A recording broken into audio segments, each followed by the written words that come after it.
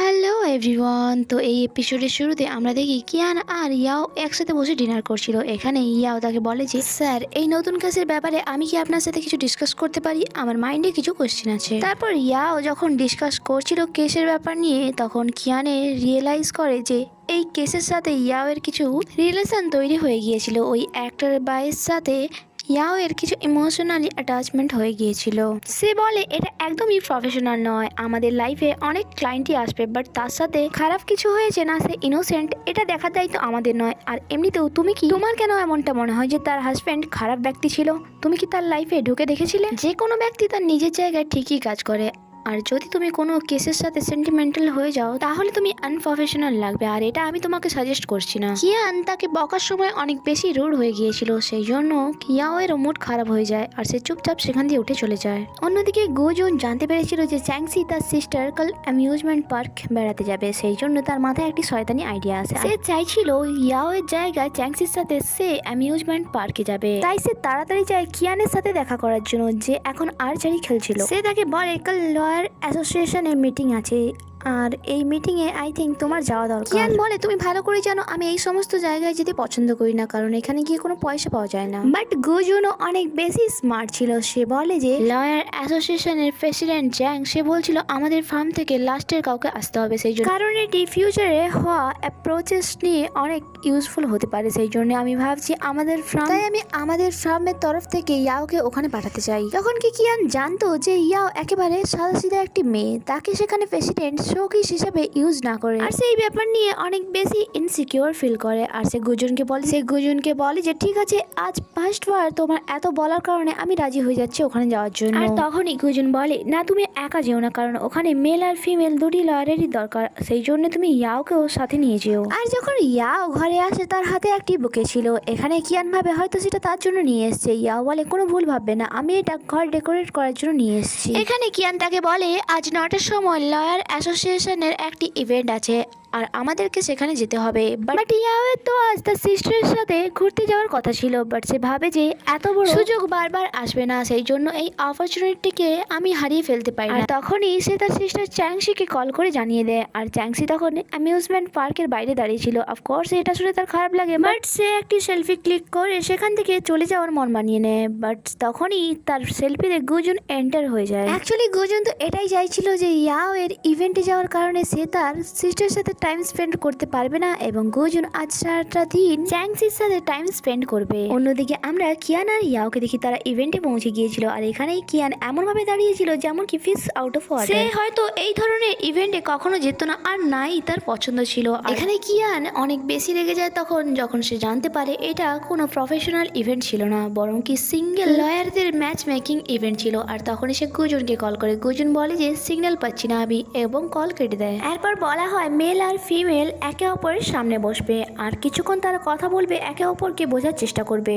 আর এখানে অনেক গার্লসের নজর ফেমাস লয়ার কিয়ানের ওপর ছিল। তারপর বাড়ি বাড়ি কিছু গার্লস আসে আর তাকে কোয়েশ্চেন করে যে তার কেমন মেয়ে পছন্দ বা কিরকম মেয়ের প্রতি সে ইন্টারেস্টেড। আর কিয়ান এত বেশি খাড়ুস ছিল যে তার সামনে বসে গার্ল তার অপোজিটটা বলতো, যেমন শর্ট হেয়ারকে বলতো লং হেয়ার পছন্দ তার, আবার কোনো গোল ফেসকে বলতো ও গোল পছন্দ। আর এইভাবেই সে ছোট ছোট মন ভেঙে যাচ্ছিল। আর সে এই সমস্ত কোশ্চেনের মাঝে এমন এক কোশ্চেনের অ্যান্সার এটাও দিয়ে দেয় যে আমি চাই আমার গার্লফ্রেন্ডের সাথে ওভার টাইম করতে। আর এইভাবে সেরু অ্যান্সারের কারণে সে ওই পার্টিতে অনেক বেশি আনপপুলার হয়ে গিয়েছিল। আর তার কমপ্লেন গুজনকে জানানো হয়েছিল। সে কিয়ানকে কল করে বলে যে একটু ধৈর্য ধরো, আমাদের জুনহাং ল ফার্মের ইমেজ খারাপ করো না, একটু সবার সাথে লাইটলি কথা বলো। আর এইবার কিয়ান তাকে বলে যে সিগন্যাল অনেক বেশি ব্যাড, আমি কিছু শুনতে পাচ্ছি না, আর কল কেটে দেয়। এর পরের অ্যাক্টিভিটি এটা ছিল তাদেরকে রোয়িং কম্পিটিশন করতে হবে। আর এখানে ইয়াও এর সাথে দুজন লয়ার টিম বানানোর জন্য এসেছিল, বাট তখনই কিয়ান তাকে তার কাছে ডেকে নেয় এবং বলে যে তুমি আমার সাথে টিম বানাবে।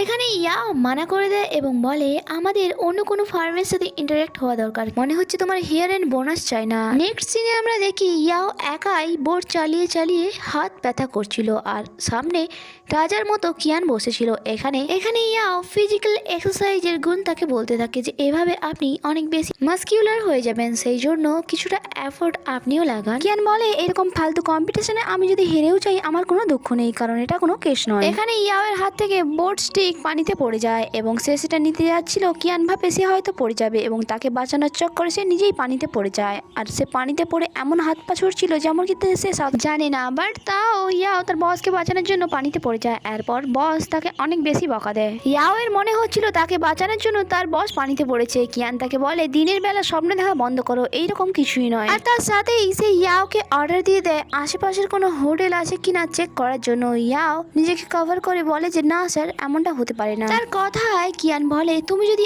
আমার জন্য আন্ডারগ্রাউন্ডেও চলে যাও, তুমি যেমনটা ভাবছো তেমনটা হবে না, আমি শুধু মাত্র ড্রেস চেঞ্জ করার জন্য একটি হোটেল খুঁজতে বলছি। অন্যদিকে আমরা গুজনকে দেখি যে কিনা একটি ভূত বাংলোতে যেতে ভয় পাচ্ছিল এবং এটা সে চ্যাংসিকে বলতেও লজ্জা পাচ্ছিল, সেই জন্য সে ভয়ে ভয়ে ওই বাংলোটির ভেতরে যায় এবং সে ভেতরে যাওয়ার পর সে অ্যাক্টিং এমন করছিল যেমন কি সে চ্যাংসিকে প্রোটেক্ট করতে এসেছে, বাট যখনই কোনো বিপদ দেখতো সে চ্যাংসির হাত জোরে ধরে নিত। আর যখন সেই বাংলোর বাইরে তারা আসে, এখানে গুজনের অবস্থা দেখার মতো ছিল, যেমন কি সে অনেক বড় শকড খেয়ে বেরিয়ে এসছে। চ্যাংসি তাকে বলে আমি তোমার ব্যাপারে অনেক গসিপ শুনেছি যে তুমি তোমার ফিমেল ক্লায়েন্টসদের মধ্যে অনেক বেশি পপুলার। এই সমস্ত কিছু আমার ব্যাপারে ভুল ধারণা, আর সেই রাত্রে যা যা আমাদের মধ্যে হয়েছিল তার দায়িত্ব আমি নিতে রাজি আছি। আর সেই রাত্রে কি হয়েছিল তার পর্দা ফাঁস হওয়ার আগেই কিয়ান তাকে কল করে এবং বলে যে এখনই একটি মেল আর ফিমেলের ড্রেস নিয়ে এসো। আর তাদের এই কথা পাশে দাঁড়িয়ে থাকা চ্যাংসিও শুনছিল। আর সে যখন জানতে পারে গুজন মেয়ে ড্রেস কিনতে যাচ্ছে, তখন জানি না সে কি ভাবছে।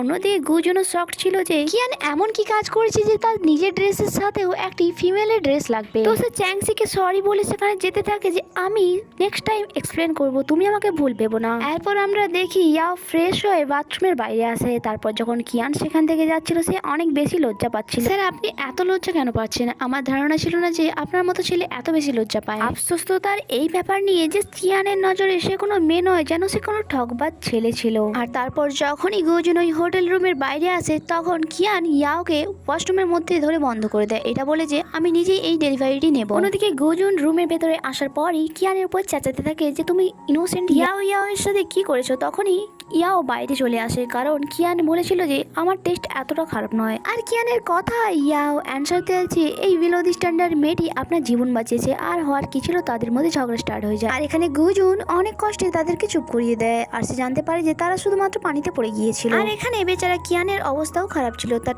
পানিতে পড়ার কারণে ঠান্ডা লেগে গিয়েছিল। নেক্সট ডে অফিসে শুধুমাত্র কিয়ানের নয়, তার সাথে সাথে ইয়াও এরও ঠান্ডা লেগে গিয়েছিল এবং সন্ধ্যার সময় ইয়াও তার বাসায় বসে জিঞ্জার টি এনজয় করছিল কোল্ডের জন্য। আর যখন সেখানে কিয়ান আসে, ইয়াও তাকে অফার করে, বাট সে মানা করে দেয়। কিছুক্ষণ পরে সে রাজি হয়, বাট ততক্ষণে তার ইয়াও এর জিঞ্জার টি শেষ হয়ে গিয়েছিল। তারা বসে বসে কথা বলছিল, ততক্ষণে বাসার বাইরে থেকে কোনো মেয়ের আওয়াজ শুনতে পাওয়া যায় যে কিয়ানের নাম ধরে ডাকছিল। আর এটা শোনার পর কিয়ানের মুড খারাপ হয়ে যায় এবং সে তার রুমে যেতে থাকে। ইয়াওকে বলে দেয় যে এটাকে ইগনোর করো, বাট ইয়াও বুঝতে পেরে যায় আর বলে স্যার মনে হচ্ছে আপনার এক্স গার্লফ্রেন্ড। এখন ইয়াও চুপ থাকার তো মেয়ে নয় এবং সে তখনই যায় দরজা খুলে দেয়। সে জানতে চাইছিল যে এই মেয়েটিকে এবং তাকে কেমন দেখতে। আর তখনই কিয়ান তার এক্সকে এসএমএস করে দেয় যে প্লিজ তুমি আমার গার্লফ্রেন্ডকে ডিস্টার্ব করবে না, আর আমরা দুজন লিভিং এ আছি আর আমি আমার গার্লফ্রেন্ডকে অনেক বেশি ভালোবাসি। যখন ওই মেয়েটি ইয়াও এর উপর বারবার চেঁচাচ্ছিল, তখন ইয়াও বলে আমাদের দুজনের মধ্যে কোনো রিলেশনশিপ নেই, আমরা দুজন শুধুমাত্র হাউসমেট। বাট তার এক্স এটা মানতে রাজি হচ্ছিল না এবং সে বলে যে ব্যাপার না, এমনিতেও কিয়ানের সাথে এখনো তোমার বিয়ে হয়নি, আর যতক্ষণ না তোমার বিয়ে হচ্ছে ততক্ষণ আমার হাতে এখনো সুযোগ আছে আর আমি এন্ড পর্যন্ত ফাইট করব। কিয়ান শুধুমাত্র আমার। আর সে তাকে ওয়ার্নিং দিয়ে ওখান দিয়ে চলে যায়। ইয়াও এর মাথায় তো কিছুই ঢোকে না যে কিয়ানের এক্স তাকে কেন এমনটা বললো। তারপরে ইয়াও কিয়ানকে বলে আপনি মিথ্যে কেন বললেন, আমি তো আপনার গার্লফ্রেন্ড নই। সে বলে আমি জানি যেটা আমি তোমাকে করতে না বলেছি সেটা তুমি করবেই। ইয়াও বলে আমি বুঝতে পেরে গিয়েছি যে আপনি এই ছোট ঘরে কেন থাকছেন, কারণ আপনি এই মেয়েটিকে অ্যাভয়েড করছেন। বাট এখন তো সে এখানে অ্যাড্রেসও জানতে পেরে গেছে, আপনি এখন কি করবেন? কিয়ান বলে এইরকম কিছুই নয়, এই মেয়েটি শুধুমাত্র আমার একটি ক্লায়েন্টের মেয়ে যে আমাকে প্রপোজ করেছিল আর আমি তাকে রিজেক্ট করেছি, আর এখন সে আমার পেছনই ছাড়ছে না। আর সে তাকে এটাও বলে যে আমার অনেক বড় একটি ভিলা আছে আর সেটা এখান থেকে অনেক দূরে, সেই জন্য আমি আমার ফার্মের কাছাকাছি একটি ঘর নিয়েছি। ইয়াও এর মনে হচ্ছিল যদি এই মেয়েটির থেকে পিছু ছাড়ানোর জন্য এখানে থাকছিল তাহলে তো এখানে থাকার এখন কোনো মানেই হয় না, কারণ সে এখানে অ্যাড্রেস জানতে পেরে গেছে। ইয়াও এর সন্দেহ হয় যে কিছু তো একটা ব্যাপার আছে যার কারণে আমার বস এখানে থাকার জন্য বারবার বারবার ইনসিস্ট করছে। একদিন ইয়াও কিছু ডকুমেন্টস চেক করছিল এবং সে জানতে পারে এর ভেতরে একটি সাইকিয়াট্রিস্টের ফাইল আছে আর যার সাথে আমার বস কিছু লেনদেনে রিফান্ড করেছিল। আর এটা চেক করার জন্য ইয়াও সেই সাইকিয়াট্রিস্টকে কল করে আর সে জানতে পারে অ্যাকচুয়ালি ইয়ান এই সাইকিয়াট্রিস্টের কাছেই তার ইনসোমিয়ার চিকিৎসা করাচ্ছিল এবং ডক্টর বলে যে তোমার বস আমাকে ইনসাল্ট করে গিয়েছিল, আমি তোমার বসের চিকিৎসা করব না, তুমি দ্বিতীয়বার আমাকে কল করো না। আর সেই টাইমেই কিয়ান চলে আসে এবং ইয়াওকে অর্ডার দিয়ে দেয় যে আমার জন্য কুকিং করো এবং গান গাও। আর ইয়াও এখানে সমস্ত কিছুটা বুঝতে পেরে যায় যে অ্যাকচুয়ালি আমার এই কুকিং করা এবং গান গাওয়া আমার বসের জন্য একেবারে লড়ির মতো কাজ করে, যা তার জন্য একদম একটি হ্যাপনটিক ড্রাগসের মতো কাজ করছে। আর সে যখন তার বসের রুমে গিয়ে দেখে, সে দেখে যে তার ভাবনাই ঠিক, তার বস এখন গভীর নিদ্রায় ঘুমাচ্ছিল। সবসময় এমনটাই হতো। নেক্সট মর্নিং কিয়ান যখন কোনো বিষয় নিয়ে ইয়াওর উপর চাচাতে থাকে তখন ইয়াও অনেক বেশি চেল মরেছিল, কারণ সে তার বসের ডার্ক সিক্রেট জানতে পেরে গেছিল।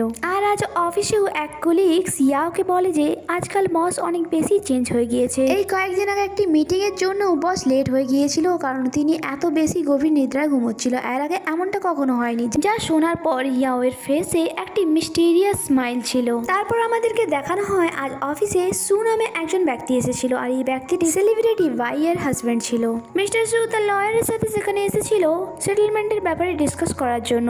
সে বলে আমি আমার ওয়াইফকে সমস্ত এলিমেন্ট দেওয়ার জন্য রেডি আছি, শুধুমাত্র আমি চাই না যে আমরা নিউজে আসি আর তার কারণে মিস বাইয়ের ইমেজ খারাপ হোক। আর যা কিছু সে তার ওয়াইফকে অফার করছিল সেই লেটারে লেখা ছিল, যা দেখার পর কিয়ান বলে এটা তো স্যাটিসফ্যাক্টেড বাট আমরা এটা অ্যাকসেপ্ট করছি না। অন্যদিকে মিস্টার সু এর এটা ডিমান্ড ছিল যে তাদের এই ইস্যুটি কোর্টে না গিয়ে বাইরেই সলভ হয়ে যাক। আর এই এপিসোডটি এখানেই শেষ হয়ে যায় এবং আগে কি হয় তা জানার জন্য স্টে কানেক্টেড। Bye bye.